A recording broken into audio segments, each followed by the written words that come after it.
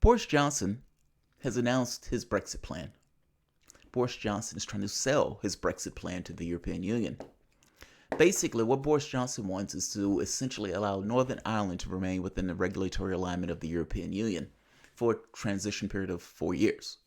That creates two borders, just by necessity, one across the river, or across the sea, and another one across the land. The catch and the caveat is that Boris Johnson is calling for a borderless border. Essentially, the area by which customs or the checks are to take place are supposedly away from the border itself. Nobody knows quite how this works. He's calling through this kind of technological, dare I say, magical means of ensuring that items that are going from point A to point B meet the standards of the various places. Think about it for yourself for the moment. This was always the problem that they were having where they didn't want to infringe on the Good Friday Agreement, meaning they're not supposed to have a border up by necessity of Brexit, meaning if the UK is ever going to leave the European Union, you would need a border. If the European Union, or if the UK is supposed to have its own laws and rules and control of what it wants to import and export from the country, just by definition, the standards that the European Union are going to set are going to be different than Britain's. How do you square that? That was always the thing that they were grappling with in the sense of having a no border. Where Johnson is trying to say that the customs and checks are going to take place electronically and away from the actual border.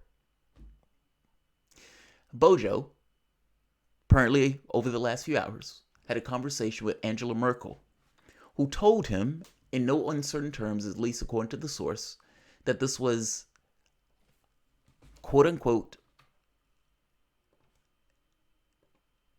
overwhelmingly unlikely. Essentially, this is a no-go. But Europe has been saying this has been a no-go for a while. You only had to listen to what Europe was saying, even when this bill was initially introduced, or even when he first introduced his plan. It was looked upon with a massive heaping of skepticism by MPs in Europe, especially by the Irish Prime Minister, who, again, does not necessarily want to go back to this notion of the Troubles. Interesting point, though.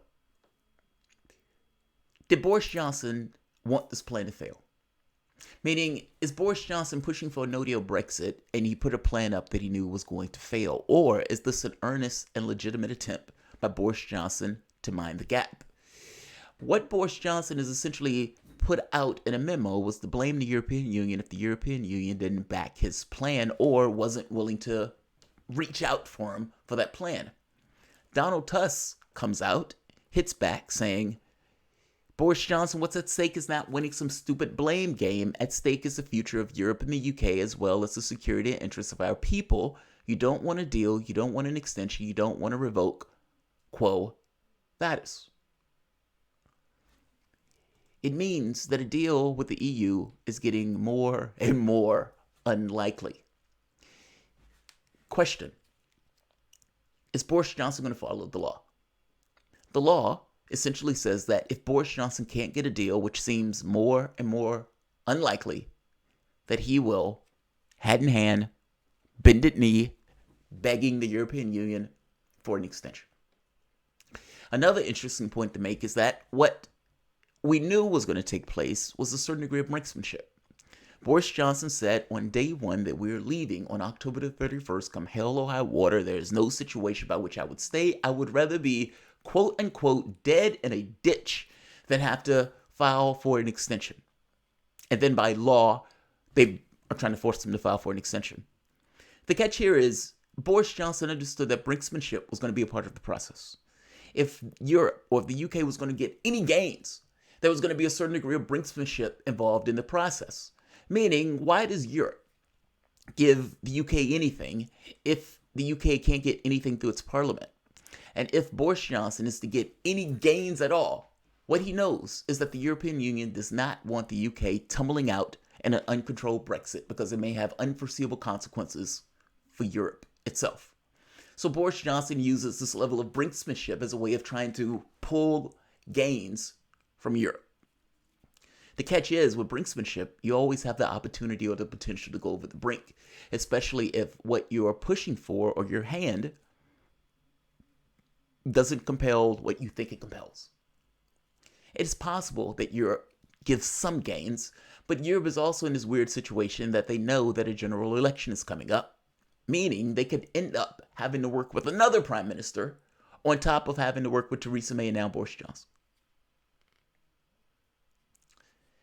And despite all of that,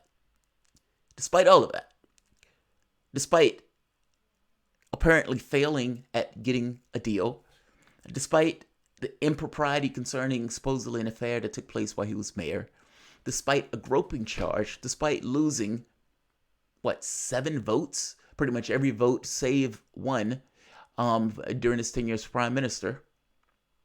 If an election was held today, Boris Johnson will still win in spades. I kid you not. Welcome to the soapbox.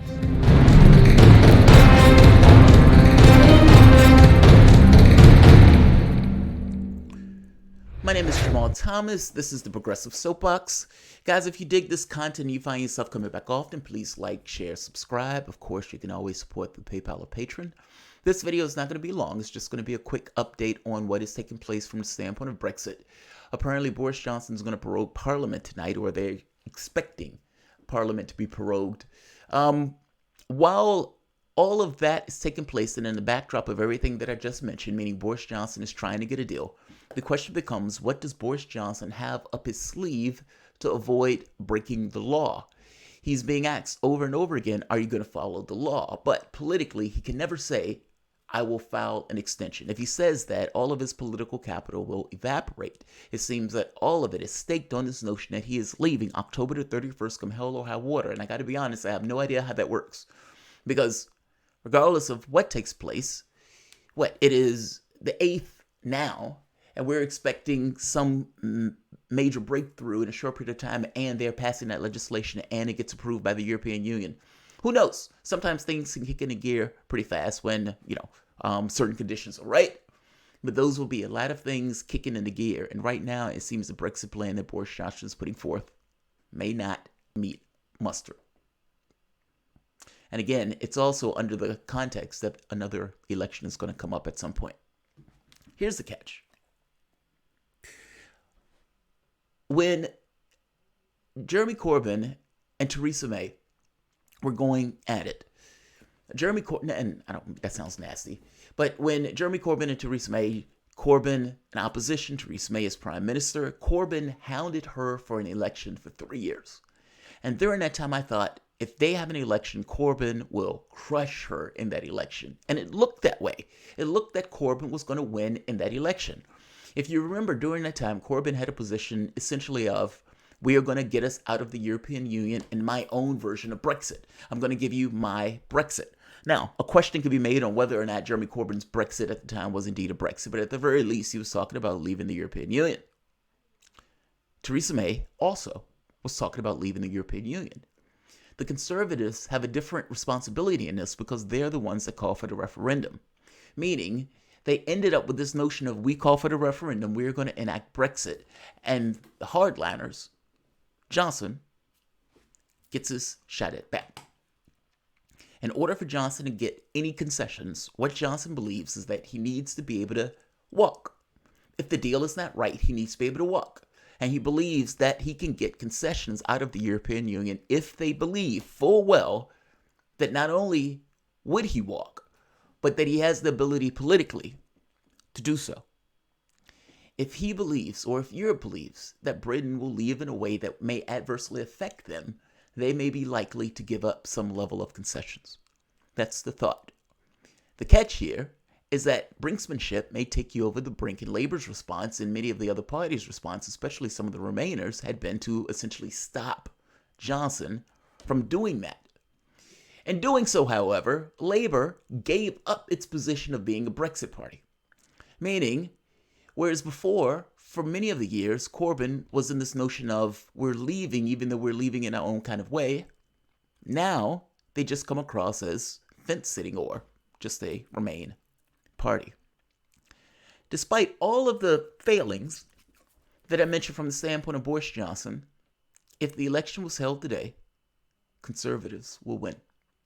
Now, this poll, believe it or not, looks good for Labour, even though it's horrible for Labour. Conservatives, 31%. Labour, 26%. Lib Dems, 20%. Lib Dems are 6 points away from Labour. But look at the Brexit Party, 11%. If you combine the Brexit Party with the Conservative Party, you're talking about 42 points to Labour's 26%. If Brexit Party and the Conservative Party work together, Labour will be crushed. Crushed is an understatement. Let's go further. This is another group of polls. This is 176 polls going from November 2018 to October the 1st, 2019. Look at the trend. This is Labour. Look at what happened. Slowly and slowly to where they are at 22 points. Look at the Conservative Party. They take off when Johnson gets in. Johnson's argument is we're leaving on October the 31st. You don't misunderstand me. The Tory party elected Johnson, meaning it was only like 90,000 Tories that essentially put Johnson in. The country of 66 million. By the same token, Johnson has been screaming at the height of his lungs for an election, and Labour and the rest of the parties has not given him one. I suspect they know the truth. A, they don't want Johnson to tumble over in a no-deal Brexit. That's the first point.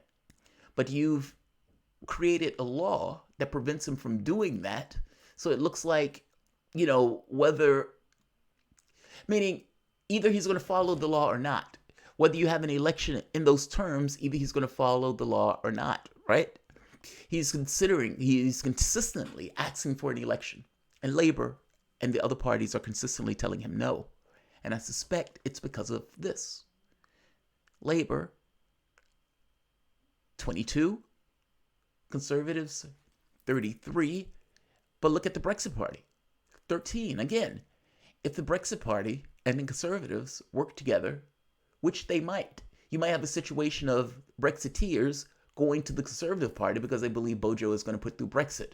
In which case, Labour gets crushed. And not just get crushed, because Labour fence sits, people who might vote Remain may go to the Lib Dems, because at the very least, Lib Dems are very clear Remainers. People who are Brexiteers or who want Brexit have left the Labour Party. Labour is literally in low single digits from the standpoint of people who wanted to go through with Brexit, because again, they abandoned any notion of Brexit. Boris Johnson's position on Brexit is straightforward. We're going to leave hell or high water with a deal or without a deal. Even people who don't agree with the no-deal Brexit understand what Boris Johnson wants. They may disagree with it. It's very clear. They understand what he wants. His Brexit plan, whether it was dead on arrival or not, whether he knew it was going to be dead on arrival or not, it's unclear to me. I do believe that he would push through a no-deal Brexit. That part is true. I suspect the European Union knows that. I think that part is true. Which means that if there are going to be any concessions, brinksmanship is probably going to be the way to get it.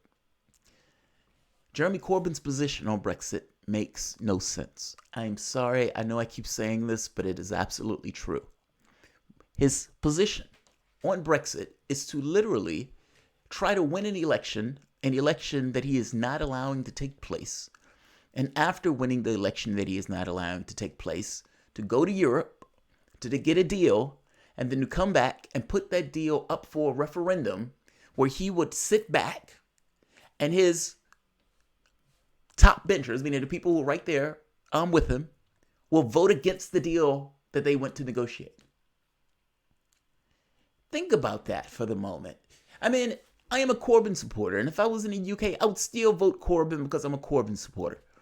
But that doesn't instill me with this kind of rah-rah stuff. Even if I was a Remainer, that wouldn't necessarily instill me with the greatest delight, especially when the Lib Dems are clearly Remainers.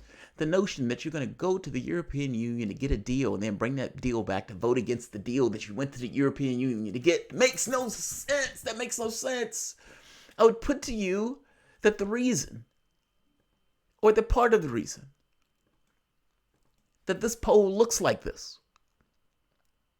It's because Corbyn and Labour abandoned the referendum. And not just abandon the referendum, has a position on Brexit that doesn't quite make sense. The clear group that are the Remainers, meaning the Lib Dems, right here, are eating their lunch to some degree on the people who essentially say we just want to stay. The people who want to leave clearly either goes to Bojo or Brexit. And you have Labour then sitting in the middle. Whatever you want to think about Brexit, I don't believe that this is Bojo's, he's freedom and democracy. I don't believe that nonsense. Even though the Conservative Party is the party that's pushing for essentially what the public decided to do. Yes, they want to cut regulations to the bone.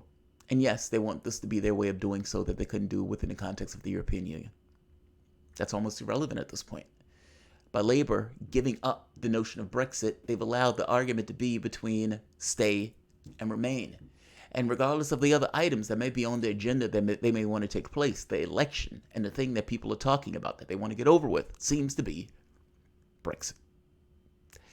Despite all of Boris Johnson's failures, Angela Merkel telling him this deal is dead on arrival, a memo leaked showing blame the EU if we can't get a deal. And beyond blame the EU can't get a deal, the impropriety apparently that took place with an affair when he was mayor, apparently groping a woman. I don't know if that's true or not. I'm just saying this is being thrown out there at him. Losing every vote as prime minister except for one, losing his majority almost immediately as soon as he took office. Despite all of that, we don't even know if Bojo is going to break the law and being slapped down by the Supreme Court. Despite all of that. Public will. Bojo has it. Labour, unfortunately, as you can look at the trend, lost it. I don't like doing this video. I'm clearly a Corbyn supporter. I am just reporting the news as it stands. Michael, hey Jamal, do you think Blight is right when he says Corbyn doesn't actually want to be prime minister but wants to destroy the Conservative Party? Oh, I don't know anybody who would get into the opposition seat if they didn't want to be prime minister. And I know Boris Johnson hit him with that. And I have to be honest, that was a savage beating that Corbyn took at the hands of Bojo after they got back in session. And he's like, you don't even want to be prime minister. He's like pointing at him. You don't even want to be prime minister, do you?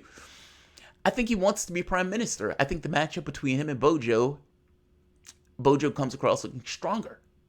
That's all. I think Bojo just looks stronger.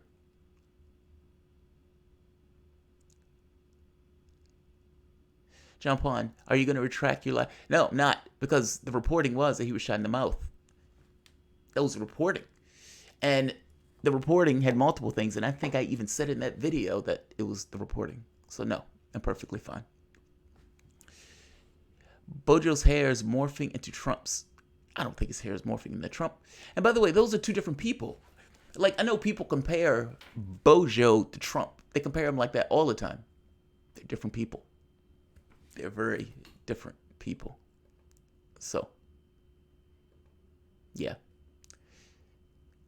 But the question becomes, is Bojo going to follow the law?